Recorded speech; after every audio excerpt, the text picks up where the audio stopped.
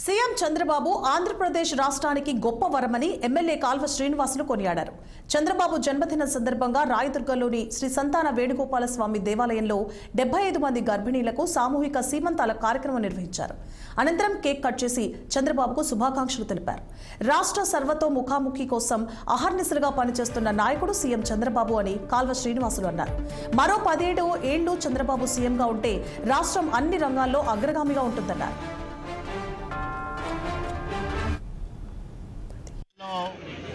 అరుదైన నాయకుడు, తెలుగువారి ఆస్తి, ఆంధ్రప్రదేశ్ రాష్ట్రానికి ఒక గొప్ప వరం నారా చంద్రబాబు నాయుడు గారి 75వ జన్మదినం ఈ దినం.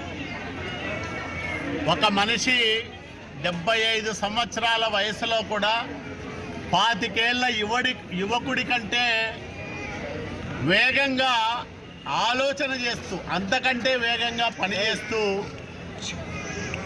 సమాజ హితం కోసం, రాష్ట్ర అభివృద్ధి కోసం రోజుకు 16 గంటలు శ్రమిస్తున్న నాయకుడు నారా చంద్రబాబు నాయుడు గారు. ఆయన వల్లనే ఉమ్మడి ఆంధ్రప్రదేశ్ రాష్ట్రంలో ఐటీ విప్లవం సాధ్యమైంది. తెలుగు గడ్డమైన సామాన్య రైతు కుటుంబాల్లో పుట్టిన బిడ్డలు కూడా అమెరికా లాంటి అభివృద్ధి చెందిన అగ్రదేశాల్లో అత్యున్నతమైన స్థానాల్లో సాంకేతిక మేధావులుగా ఈరోజు ఉద్యోగాలు పొందుతూ ఉన్నారంటే దానికి కారణం 1995, 2004 మధ్యలో ఆయన వేసిన బలమైన పునాదులే అనేది స్పష్టంగా మనకందరికీ అర్థమవుతుంది.